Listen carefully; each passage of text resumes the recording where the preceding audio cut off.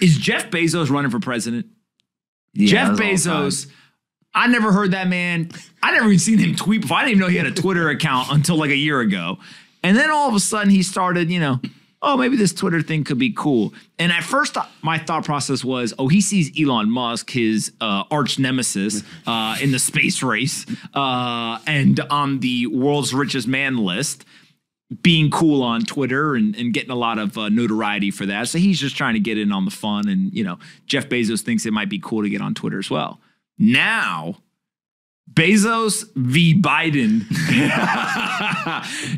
President Biden tweeted, "My message to the companies running gas stations and setting prices at the pump is simple. This is a time of war and global peril. Bring down the price you are charging at the pump to reflect the cost you're paying for the product, and do it now." Sounds a little dictatorship-esque. And then Bezos, ouch. Inflation is far too important a problem for the White House to keep making statements like this. It's either straight ahead misdirection or a deep understanding of basic market dynamics. Yeah. Now, the first question is, does President Biden write his own tweets? No. Okay. Do we think that they misunderstand market dynamics, or it's misdirection?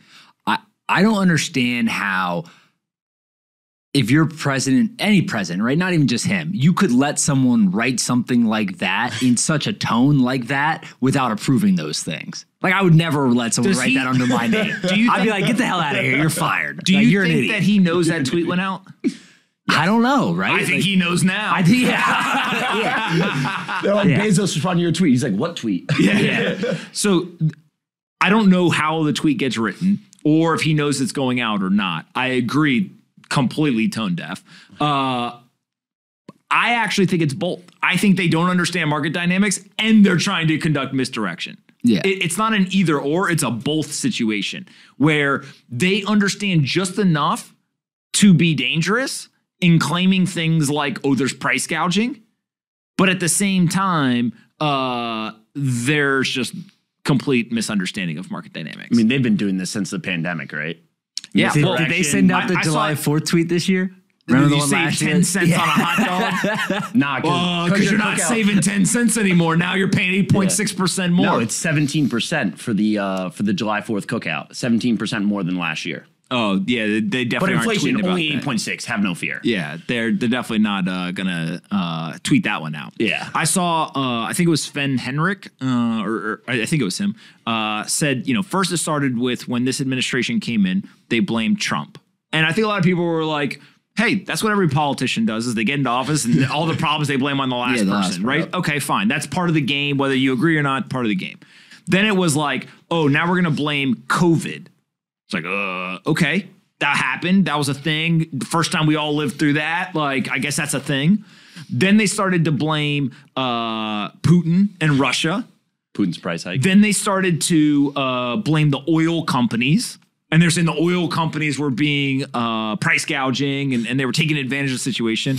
And now with this tweet, they're literally blaming like the mom and pop gas station down the street and bring down your prices now, which just feels like it's a problem. And rather than play the blame game, let's just say, hey, we have a problem. We have to solve the problem. And the problem is not that the local gas station is jacking their prices up because you can drive down the street. And how did every gas station, are they on an email list and they all decided to raise their prices about the same percentage all at the same time? Not only that, but it's competitive, right? So you're actually incentivized to lower them to some degree so people come to your gas station, right? If there's 4 on a block, which one do you go to? Usually it's the one that's the cheapest. The thing I worry is that they're going to start talking about price controls if inflation doesn't come down, which we see in places like Argentina and elsewhere. I think in Argentina, I forget the exact numbers, but there's like 1,200 items that are sold, like consumer goods, where there are government mandated price controls. Yeah. They say you cannot charge more than this. So what does a company do if we get to this situation like that where there's price controls and you start taking a loss on a product because you literally are not making money on it? Do you just stop selling it, right? Why don't they make money on this is pretty easy. I'm done. If the that government says that I'm losing money on, we ain't selling no more. If the government says, hey, you know that gallon of milk that cost you $3 to buy as at your kind of your wholesaler? We only want you to sell it for $2.80. Guess what you do?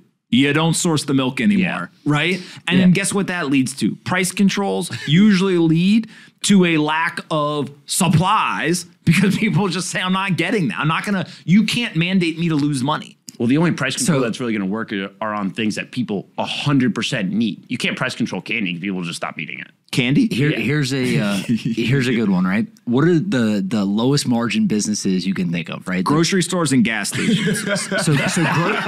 Grocery stores operate at 2.5% average margin. Price gouging. Grocery stores are at 2.5%. Next are car dealerships, which are slightly higher than that. So it's actually car dealerships at 3.2%. They make most of their money on the service centers and stuff like that. Then it's grocery stores at 2.5%, and the lowest is gas stations at 1.4%. Gas on stations on fuel, 1.4% on fuel. On fuel. Yeah, somebody in the chat said that you want to know why gas prices are so high, just in like a normal state, not in high inflation. Well, a lot of the cost is taxation. Yeah. They tax it at every single point that they possibly can, right? And so if you were to take out all that taxes, you want to drive down the cost of gasoline for people to buy, literally remove all the taxes on gasoline. Now, again, that would cause a chain reaction. There would be less revenue and there would be problems and whatever. But at the end of the day, what we have is market intervention. Market intervention throws off the free market. When you throw off the free market, then people try to self-correct.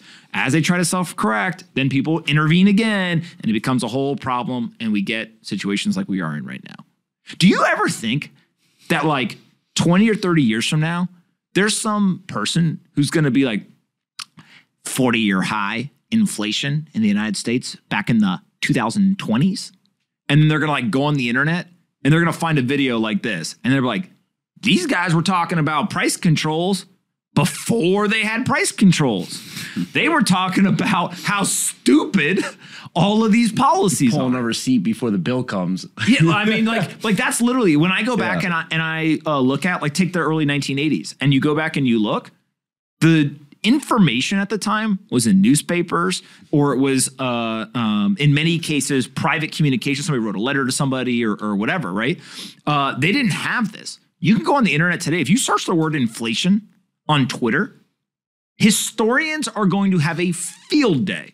They're going to look at CryptoCat 74321. They were all over the inflation game.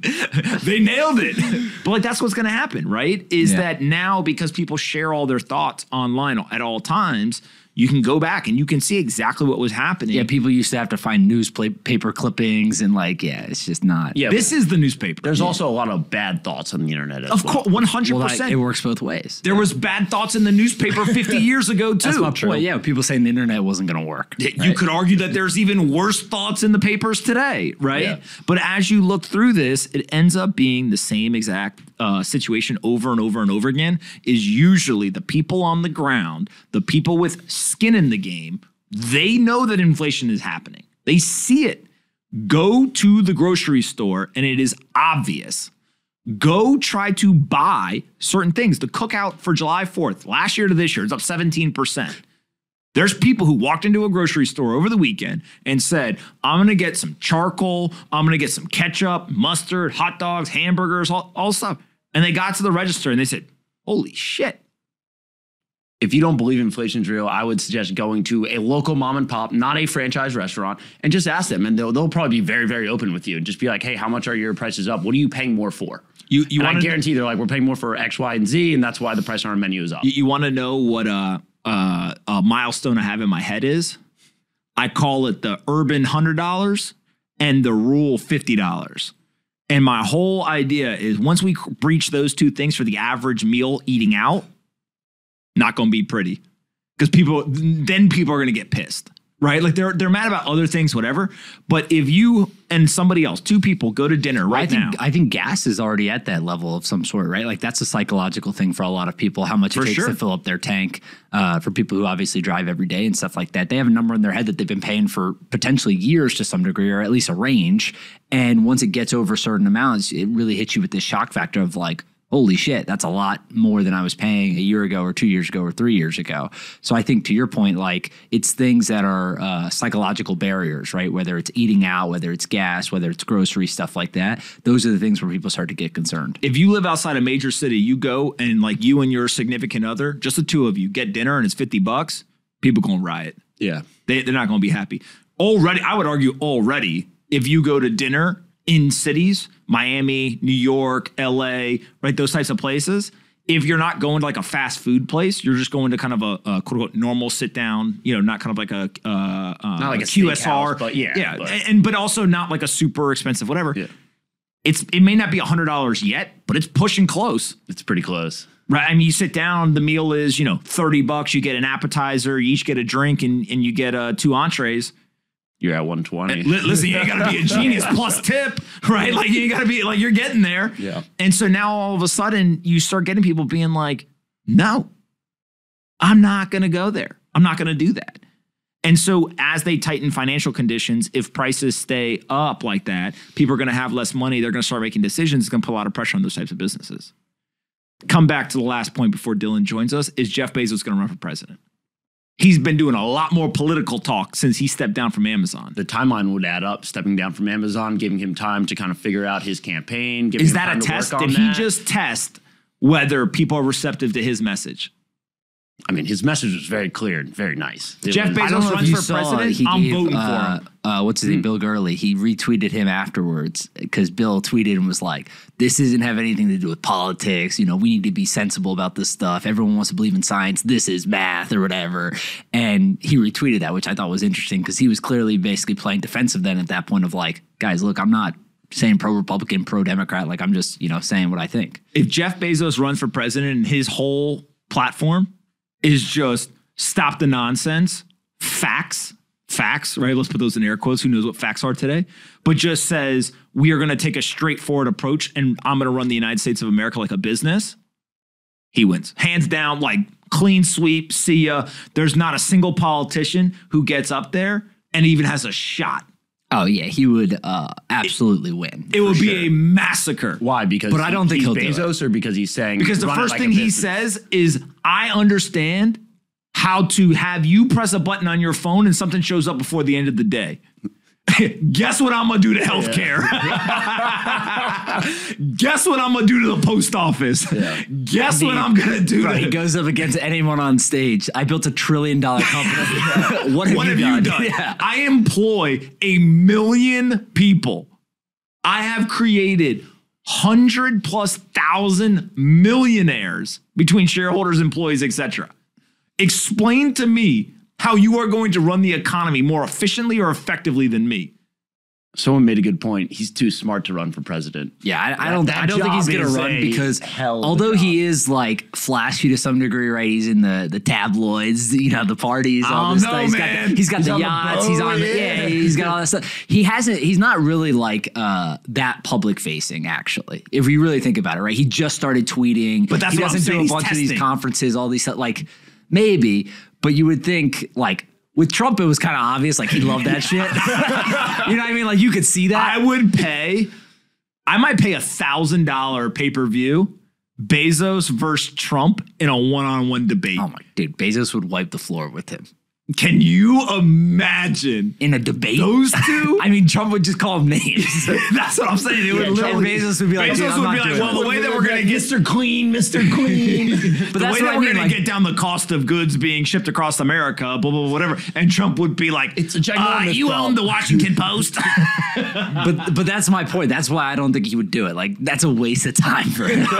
He's like, dude. How crazy is that we're talking about somebody who literally our reaction is that it would be a waste of time for him to be the president of the United States. Debating against certain people, yeah. But, I mean, I don't think it's a waste of time for him to be the president. Could he improve America to the point where in one presidential period, we would look back and be like, wow, this is probably the most progress we've ever made as a country?